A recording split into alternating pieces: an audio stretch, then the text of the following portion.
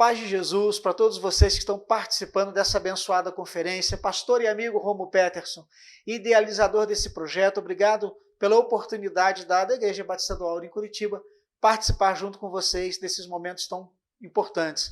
Muito bom estarmos juntos nessa conferência internacional Ecclesia Tech 2021, conectados até que ele volte, que tem o propósito de exaltar a Deus, inspirando pessoas a usar a tecnologia para o avanço do reino de Deus. Quero falar com vocês, pensar nesses minutos, sobre tecnologia e santidade. E quero trazer Salmo 51, do verso 10 ao 12. Lembra, diz assim, o Davi: cria em mim, ó Deus, um coração puro, coloca dentro de mim pensamentos e desejos limpos e sinceros.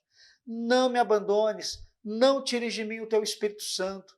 Dá-me de volta a alegria da tua salvação. Dá-me o desejo sincero de te servir. Que Deus, meus irmãos, em nome de Jesus, abençoe a pregação da palavra. Eu não sei sobre a tua experiência, mas tenho observado e tenho também ouvido da maioria dos pastores com quem converso, que é cada vez mais comum a dificuldade de encontrarmos pessoas, adolescentes, jovens, adultos, com o desejo, o fervor de servir ao Senhor.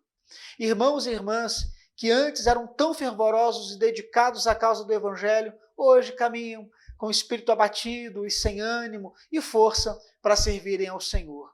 Irmãos e irmãs que são sombra do que já foram em tempos passados. E uma característica que Jesus ensinou do final dos tempos foi que no fim dos tempos o amor de muitos esfriará. Por quê?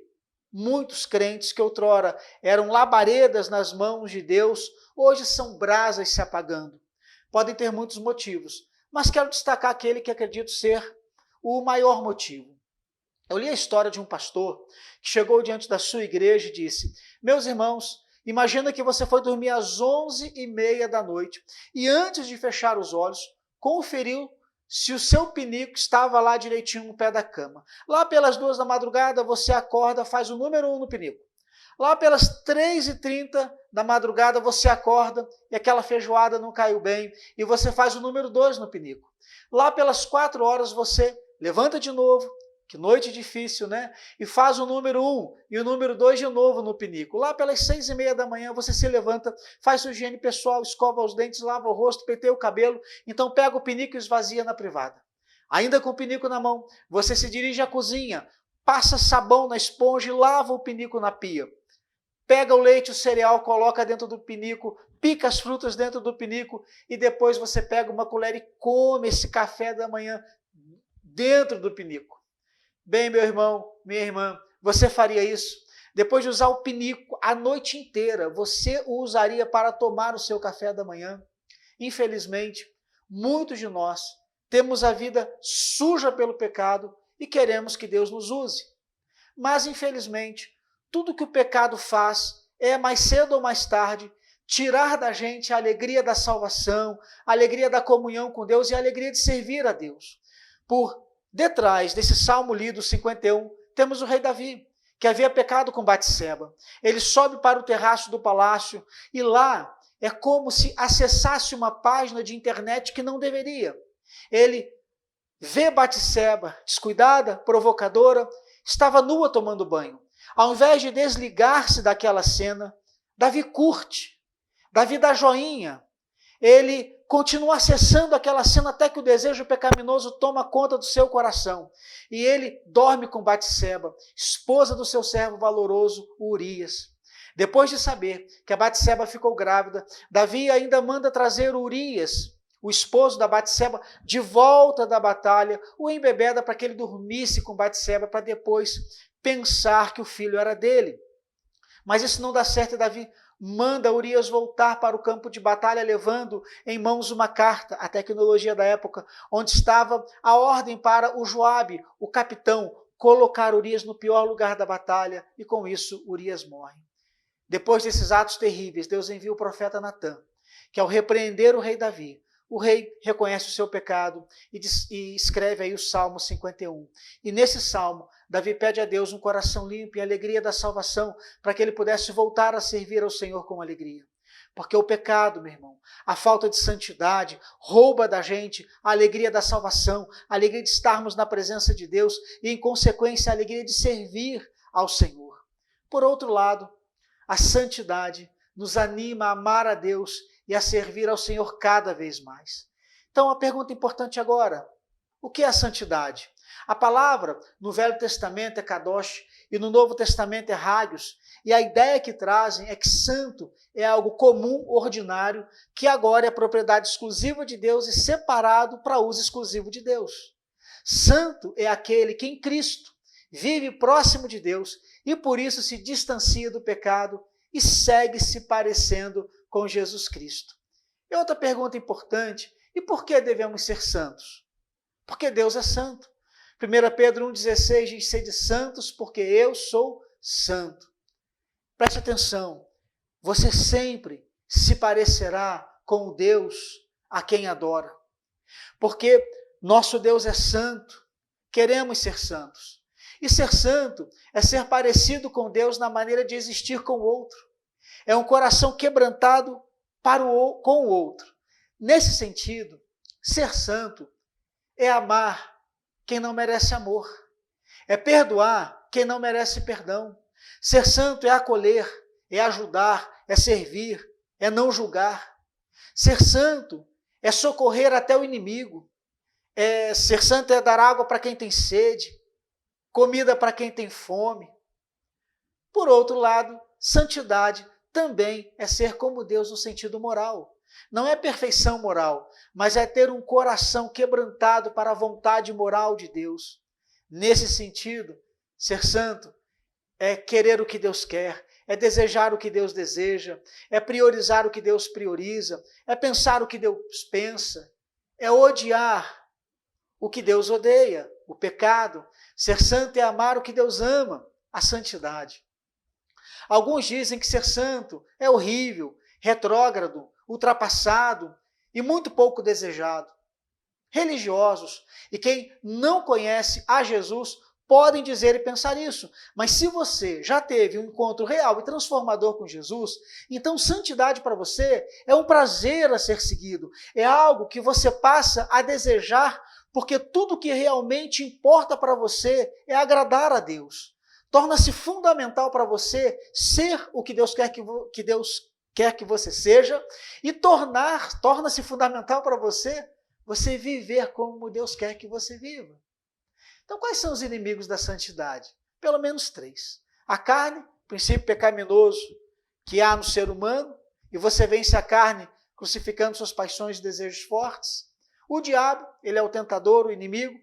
Você o vence resistindo, e a Bíblia diz resistir ao diabo, e ele fugirá de vós. E outro inimigo é o mundo.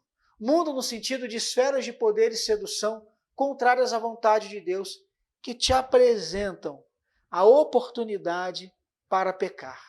É nesse sentido que eu abordo a tecnologia. Todas as descobertas e avanços tecnológicos no mundo, aos quais você tem acesso, podem ser usados para o bem ou para o mal, para glorificar a Deus ou para zombar de Deus. Por isso, a importância de falar sobre a tecnologia e a santidade. A tecnologia é uma bênção para todos nós. O Brain Church, que é um centro de pesquisa e inovação da InChurch, que reúne em seu site os maiores insights do futuro sobre a igreja cristã e do mundo, tem um artigo do Dr. Paul Maxwell intitulado 7 razões pelas quais a inovação da igreja é importante ou é uma bênção.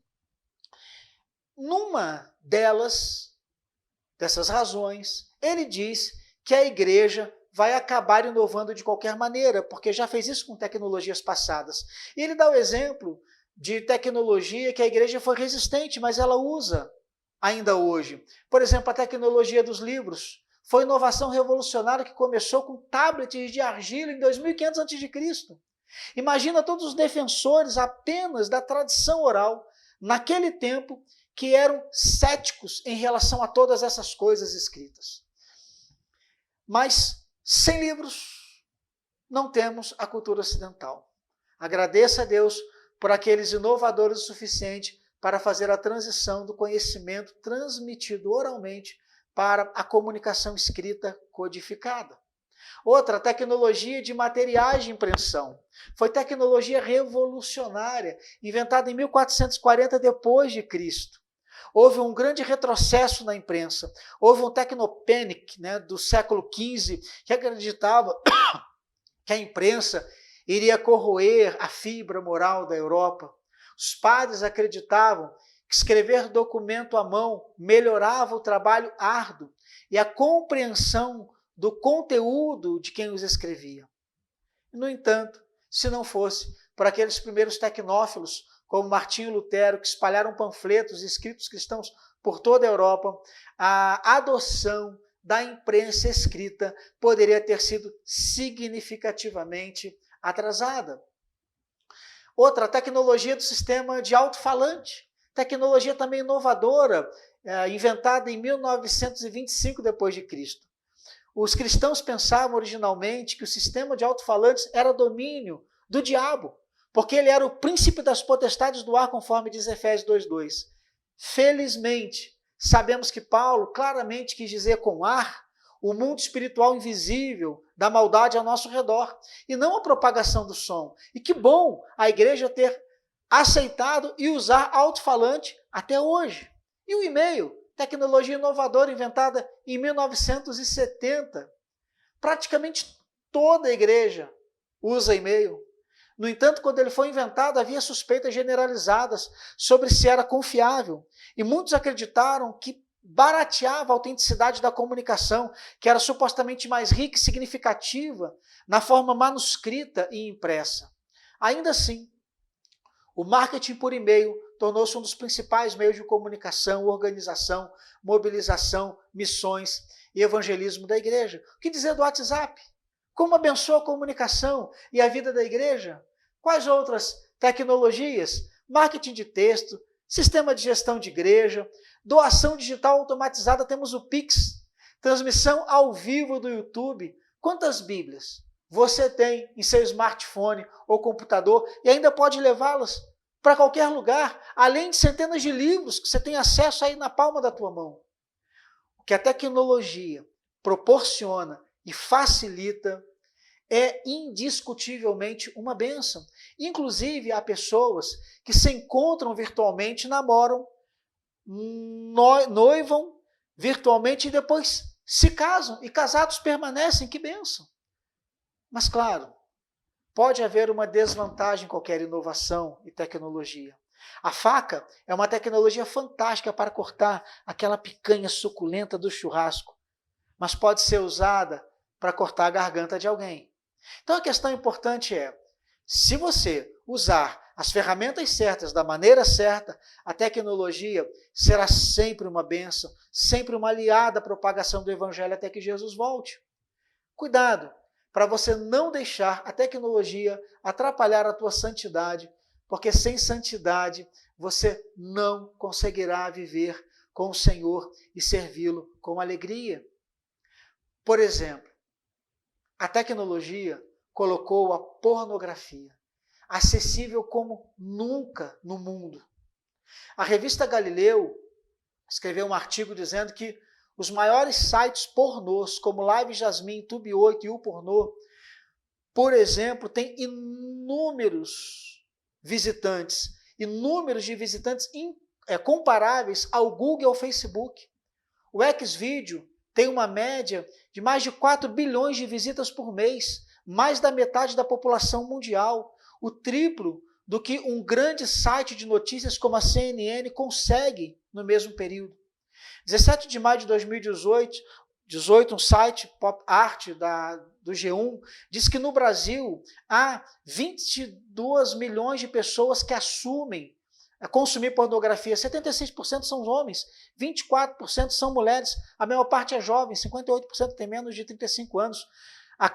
Também são classe média alta, 49% pertence à classe B, e a maior parte está em um relacionamento sério. 69% são casados ou estão namorando. Aplicativos que viabilizam a fornicação e o adultério. Tinder está em mais de 140 países, 30 idiomas, 26 milhões de matches por dia. De acordo com a empresa, já foram computados mais de 9 milhões de matches na história do Tinder, com uma média de mais de 1 bilhão de interações, likes e dislikes por dia.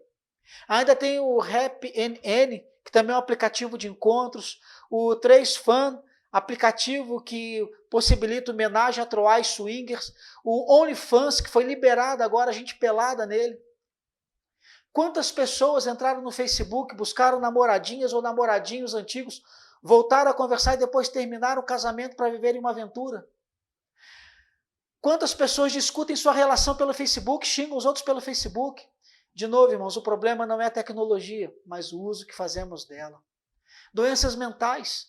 No Brasil, quase 6% da população, ou aproximadamente 11 milhões de pessoas, sofrem de depressão, segundo a Organização Mundial da Saúde.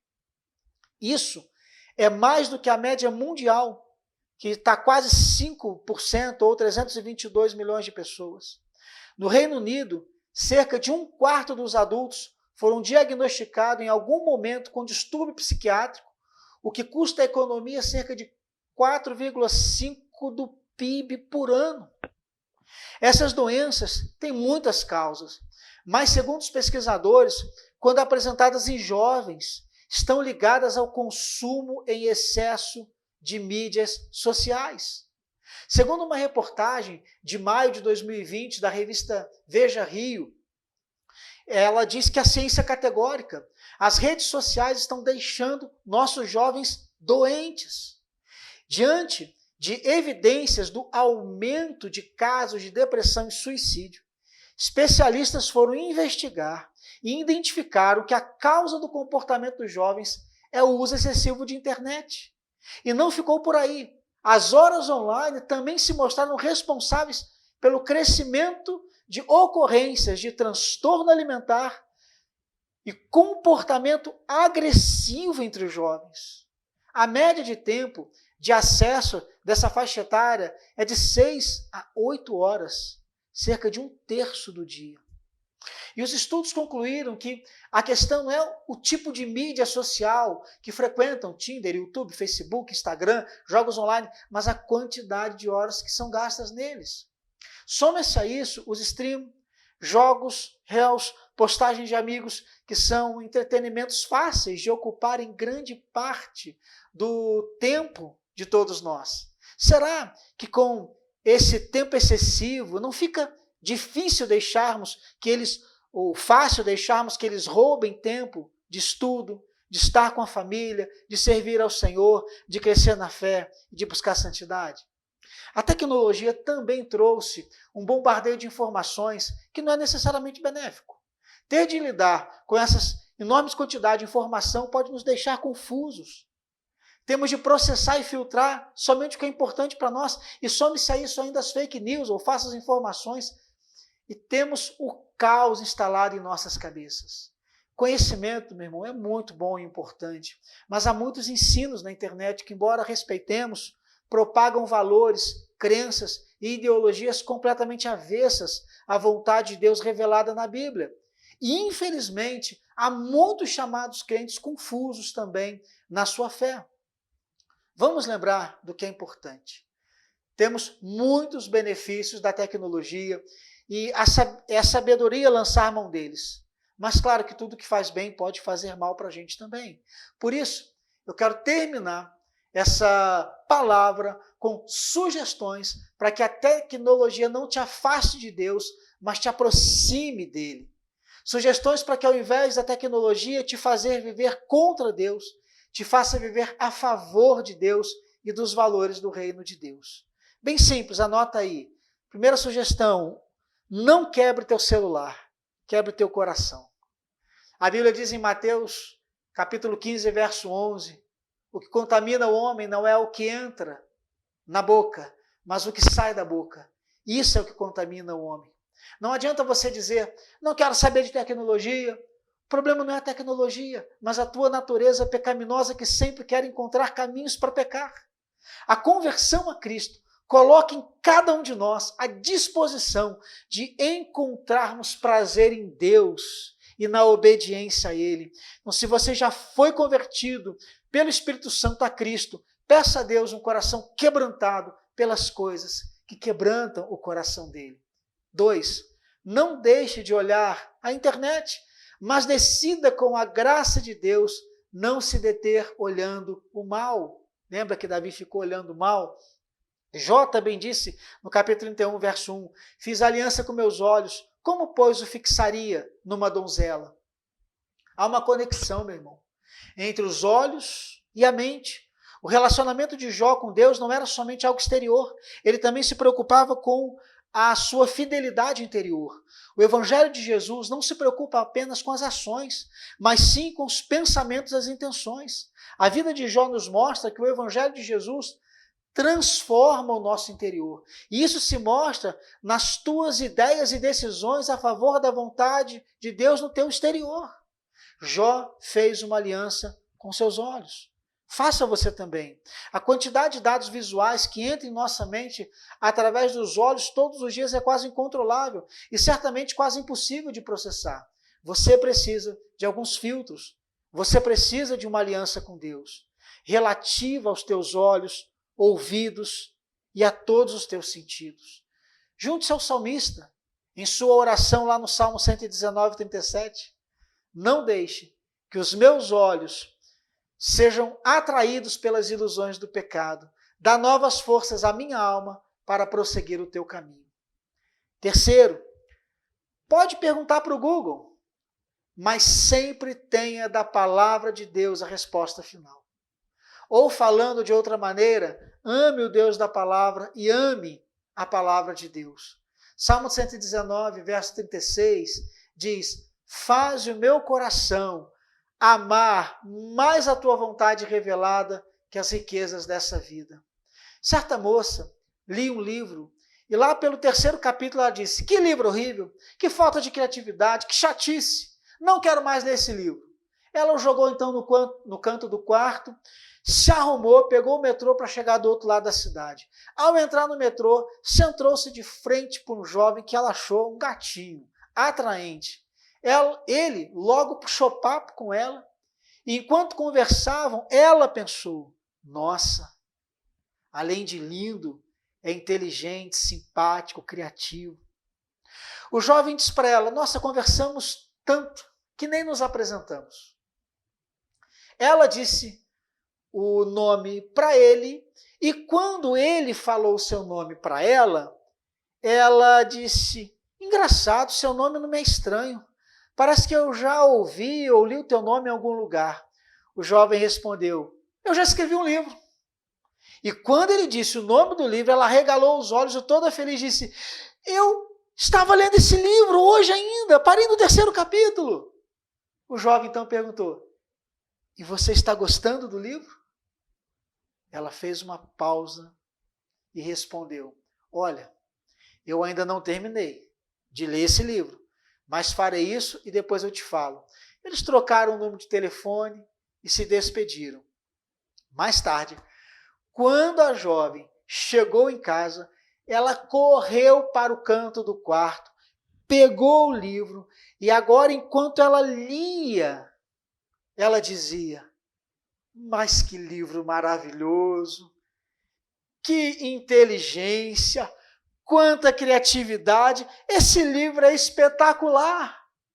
Eu te pergunto, o que mudou? O livro? Claro que não. Era o mesmo livro. A diferença era que agora ela havia conhecido o autor do livro. Quanto mais você conhecer a Deus através de Jesus e da palavra, mais você vai amar a Deus e também amará a palavra de Deus. Mais você fará da Bíblia a fonte da tua alegria. E todo o assunto que você tiver acesso pela tecnologia, você vai confrontá-lo com a palavra de Deus e ela prevalecerá na tua vida. Mais ainda, você vai querer esconder a palavra no coração para você não pecar contra Deus e não deixar a tecnologia te fazer pecar contra Deus. E por último, não seja controlado pela rede social, mas deixe o Espírito Santo te controlar. Eu amo jogar bola. Imagina que você decide jogar bola comigo e me diz assim, Pastor Cláudio, eu jogo igual ao Messi. E quando você chega lá, parece o Pateta jogando bola. Mas imagina que fosse possível o Messi entrar em você. E o Messi, então, ele estende as pernas dele nas tuas pernas, o tronco dele no teu tronco, os braços dele nos teus braços, a cabeça dele na tua cabeça. Agora, não é mais só você. Agora é o Messi em você. Então você vai jogar bola de novo. E joga igual o Messi. Porque não é mais só você. É o Messi em você. É isso que significa ser cheio do Espírito Santo.